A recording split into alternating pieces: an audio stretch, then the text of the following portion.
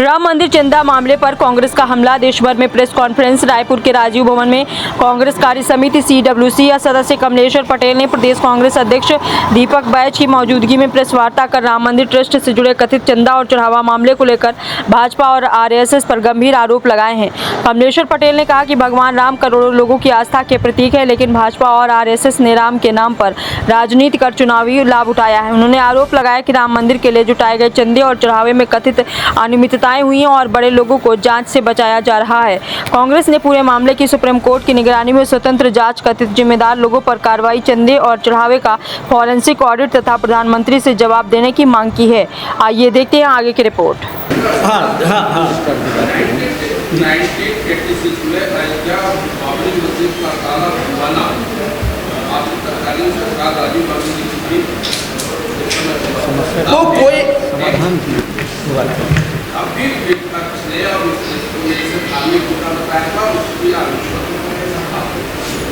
देखिए, ऐसा है कि किसी समस्या का समाधान करने के लिए उस समय स्वर्गीय राजीव गांधी जी ने, मुझे जहाँ तक ध्यान है, उन्होंने ताला खुलवाने का काम किया था, क्योंकि विवाद की स्थिति नहीं पैदा कर, पर उन्होंने राजनीति नहीं, कोई लाभ लेने के लिए, चुनाव लड़ने के लिए ये काम हमारे नेताओं ने कभी नहीं किया।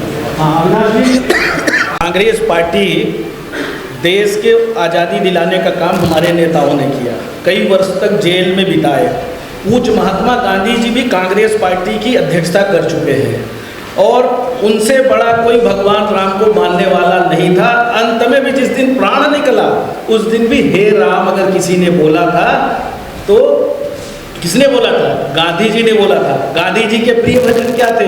रघुपति राघव राजा राम, पतित पावन सीताराम। इनके मुंह से क्या निकलता है? ये तो देश की आज़ादी को भी नहीं मानते। कई वर्ष तक तो नागपुर में झंडा नहीं फहराया RSS के लोगों ने। तो ये तो सिर्फ धर्म के ठेकेदार झूठे बने हुए हैं।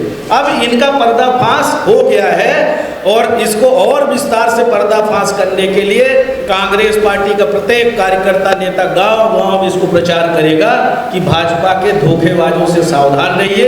ये सत्ता में बैठ के सिर्फ धर्म के नाम पे राजनीति कर रहे हैं और रामचंद्र जी के विचारों को कतई नहीं मान रहे हैं। अगर भगवान श्री रामचंद्र जी के विचारों को मान रहे होते तो आज खाद 24.5 रुपये में DAP नहीं होती।